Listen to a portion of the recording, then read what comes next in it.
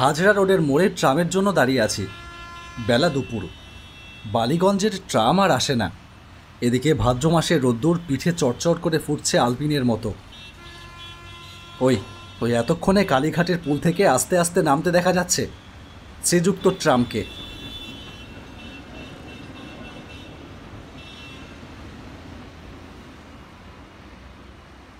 এমন সময় রাস্তা পার হয়ে ছোট একটা মেয়ে আমার কাছে এসে দাঁড়ালো, বলল, আপনি কি ডাক্তার? ভাবতেই পারিনি যে মেয়েটা আমাকে কিছু বলছে, তাই কথাটা শুনেও গ্রাহ্য করলাম না। কিন্তু পর মুহূর্তেই মেয়েটা সোজা আমারই মুখের দিকে তাকিয়ে বলল, দেখুন, আপনি কি ডাক্তার? খুব অবাক হলাম, একটু বেশি খুশিও। কী করে বুঝলে? ওই যে আপনার পকেটে বুক দেখার যন্ত্র, দেখুন আমার মা বড়ই অসুস্থ, আপনি কি একবার একটু দেখতে যাবেন? মেয়েটা এমনভাবে কথাটা বলল যেন এটা মোটেও অদ্ভুত কি অসাধারণ কিছু নয়। আমি কি বলবো ভেবে পাচ্ছি না। এদিকে ট্রাম এসে গেছে। একটা ট্রাম ফসকালে এই দারুণ রোদ্দুরে আবার হয়তো 15 মিনিটের ধাক্কা। মেয়েটা ভাঙা ভাঙা গলায় কাতরভাবে আবারও বলল, চলুন না, যাবেন? ওসব কথায় কান্না দিয়ে ট্রামে উঠে পড়ায় বুদ্ধিমানের কাজ হতো, সন্দেহ নেই। কিন্তু কেমন একটা দোটানার মধ্যে পড়ে গিয়ে পা বাড়াতেই পারলাম না। ট্রামটা মোড় ঘুরে আমার চোখের ওপর দিয়ে ঘটর ঘটর করতে করতে বেরিয়ে গেল।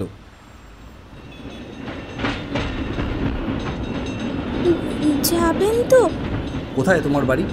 চেতলায়, এই কাছেই। কি হয়েছে তোমার মায়ের? কি হয়েছে জানি না তো, বড় অসুখ। কতদিন অসুখ? অনেক দিন। ডাক্তারবাবু, আপনি যাবেন তো? মেয়েটির ম্লান মুখের দিকে তাকিয়ে আমার কেমন মায়া হলো। ভাবলাম যাই না, দেখি আসি ব্যাপারটা। বললাম, আচ্ছা চলো। ডাক্তারবাবু, আপনাকে আমি তো টাকা দিতে পারবো না। আচ্ছা আচ্ছা, সেজন্য ভেবো না।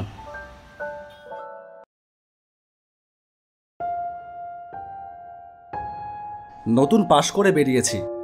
আত্মীয় বন্ধু মহলে ডাকখোঁজ পড়ে মাঝে মাঝে, কিন্তু ভিজিট 500 টাকা যে মাসে পাই সেই মাসে খুব খুশি। এই তো এক বন্ধুর ছেলের 99 বুঝি জ্বর হয়েছে। ট্রামের পয়সা খরচ করে এসে তার প্রেসক্রিপশন লিখে দিয়ে এতক্ষণ আড্ডা মেরে বাড়ি ফিরছিলাম। তবু তো এই মেয়েটা যাই হোক টাকার কথা মুখে আনলো। হেঁটে রওনা হলাম মেয়েটার সঙ্গে কালীঘাট পুলের দিকে। জিজ্ঞেস করলাম, তোমার মাকে আর কোনো ডাক্তার দেখেনি? ডাক্তার? না, মা বলেন ডাক্তার দিয়ে কি হবে, এমনিতেই আমি ভালো হব, টাকা পাবো কোথায়? তুমি কি আজ ডাক্তার খুঁজতেই বেরিয়েছিলে? আর কেউ নেই তোমার বাড়িতে? না, কে আর থাকবে, এক দাদা ছিল আমার, সে তো চটকলে কাজ করতে গিয়ে রেলে কাটা পড়ল। সেই থেকে আমি আর মা ব্যস্ত ছিলুম আমরা। এর মধ্যে কেন অসুখ করলো মার? ডাক্তারবাবু, মা কতদিনে ভালো হবেন? আমি ডাক্তারি ধরনে হেসে বললাম, সে এখন কি করে বলি। ডাক্তারবাবু, আজ সকাল থেকে মা যেন কেমন হয়ে আছেন, একবারও চোখ মেলে তাকান না। দেখুন, বাড়ি থেকে আমি বেরিয়ে ছুটতে ছুটতে এত দূর এসেছি, যদি কোনো ডাক্তার খুঁজে পাই, যদি আমার ওপর কোনো ডাক্তার দয়া করেন। ওই তো সব ওষুধের দোকান। এমন সময় আপনাকে দেখে মনে হলো আপনি আমাকে দয়া করবেন। মা সেরে উঠলে আপনি একদিন এসে খাবেন আমাদের বাড়ি। কি চমৎকার লাউয়ের পাতা দিয়ে মটর ডাল রান্না করেন মা। এ মা, ছি ছি ছি ছি, এটা কি বললুম? আপনারা কেন গরিবের বাড়িতে খেতে আসবেন? ডাক্তারবাবু, আপনার দয়া আমি কোনো দিনও ভুলবো না। কিছুক্ষণ পর মেয়েটা জিজ্ঞেস করলো, ডাক্তারবাবু, আপনার হাঁটতে কষ্ট হচ্ছে?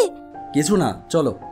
মুখে বললাম বটে, কিন্তু কালীঘাট পুল পর্যন্ত আসতে আসতেই মনে হতে লাগলো এই মহৎ কাজের ভারটা আর না নিলেই পারতাম। এমন কত গরিব দুঃখী আছে বিনা চিকিৎসায় ধুকে ধুকে মরছে, না খেয়ে তাদের সবার উপকার করতে গেলে নিজেরই আর কত দূর। আমার প্রশ্নে নিতান্ত ব্যাকুল হয়ে মেয়েটা বলল, এই তো আর একটুখানি, আমার পয়সা নেই, তাহলে নিশ্চয়ই আপনাকে গাড়ি করে নিয়ে যেতুম। ওহ, কত কষ্ট হলো আপনার। বাহ, এইটুকু হাঁটতে পারবো না?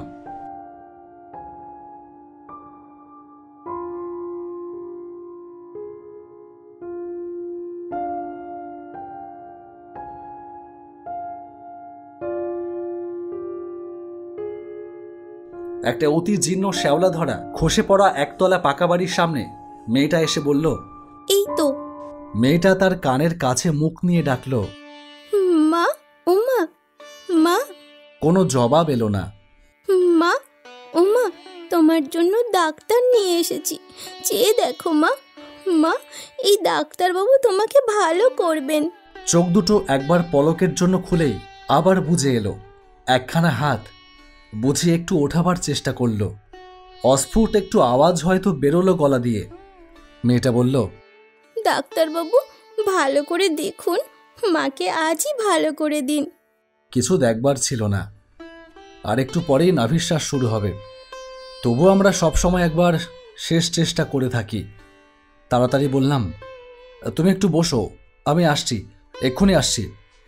মেয়েটা বলল, ডাক্তারবাবু আপনি আবার আসবেন তো? আমার মা ভালো হবেন তো?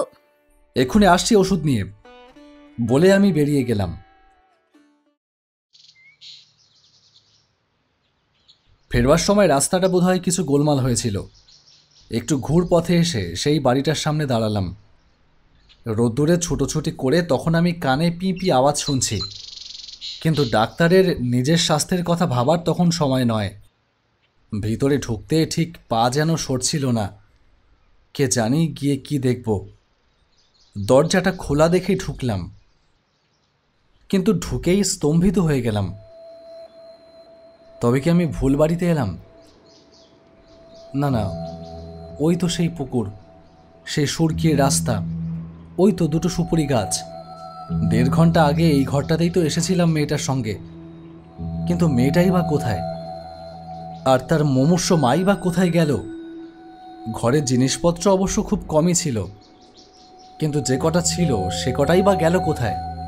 তবে কি ওর মা এর মধ্যেই মারা গেল আর ওর মাকে নিয়ে চলে গেল কেওড়াতলাতে? এত অল্প সময়ের মধ্যে কি করে হতে পারে তা? ঘরে কিছু জিনিসপত্র ছিল, একটা লণ্ঠন, 2-1টা থালাবাটি, সেইগুলো। আস্তে আস্তে আমি বাইরে এসে দাঁড়ালাম। তবে কি সমস্ত জিনিসটাই আমার চোখের ভুল, নাকি মনের ভুল? এই রোদ্দুরে কি আমার মাথা খারাপ হয়ে গেল? এই তো আমি ঠিক দাঁড়িয়ে, এই আমার পকেটে ইঞ্জেকশন, সব ঠিক আছে, নাকি আমি পথ ভুল করে অন্য বাড়িতে এসে উপস্থিত হয়েছি? ফ্যালফ্যাল করে তাকিয়ে আছি। মাথার ওপরে যে আগুন ঝরছে সেই খেয়ালও নেই। চারিদিক ছবির মতন চুপচাপ। হঠাৎ দেখলাম টাক পড়া একটা আধবয়সী লোক আমার পাশে এসে তখন দাঁড়িয়েছে। কোনোখানে কেউ ছিল না। লোকটা হঠাৎ কি মাটি ফুঁড়ে উঠে এলো। কেই মশাই, বাড়িখানা কিনবেন নাকি? আপনার বাড়ি বুঝি? লোকটা ঠোঁট উল্টিয়ে বলল, হ্যাঁ, আইনও তো আমারই। কপালে দুর্ভোগ থাকলে খণ্ডাবে কে? কোথাকার এক বিধবা পিসি, জন্মে 2বার চোখে দেখিনি মশাই। সংসারে কেউ কোনোখানে নেই। আইনের প্যাচে ঘুরতে ঘুরতে বাড়িখানা এসে পড়ল আমারই ঘাড়ে। আর বলেন কেন, এমন কপাল নিয়েও আসে মানুষ। পিসে টেসলেন 30 বছরে, 20 বছরের ছেলেটা রেলে কাটা পড়ল। পিসি যখন স্বর্গে গেলেন ভাবলুম ভালোই হলো, একটা মেয়ে ছিল। হঠাৎ থেমে গিয়ে অন্যরকম সুরে লোকটা বলল, ওসব লোকের কথায় কান দেবেন না মশাই, একদম বাজে কথা ওসব। ওই তো 1 ফোঁটা 12 বছরের মেয়ে। তা মাটা যেদিন অক্কা পেল, পরের দিন ও দিব্যি কড়িকার থেকে ঝুলে পড়ল। একখানাই শাড়ি ছিল পরনে, সেটা দিয়েই কম্ম সারল। কি ডেপো মেয়ে মশাই, থাকলে আমরা একটা বিয়ে টিয়ে দিয়ে দিতুম। বাড়িখানা ছিল 3 পুরুষের, একরকম চলে যেত। তা লোকে যা বলে সব বাজে কথা মশাই। হ্যাঁ, ভূত না হাতি? আপনি তো এডুকেটেড লোক, আপনি বলুন, ওইসব কথায় কি কান দিতে আছে? নিতে চান তো খুব সস্তায় ছাড়তে পারি। সব শুদ্ধ, এই ধরুন 1,2,000 মতো।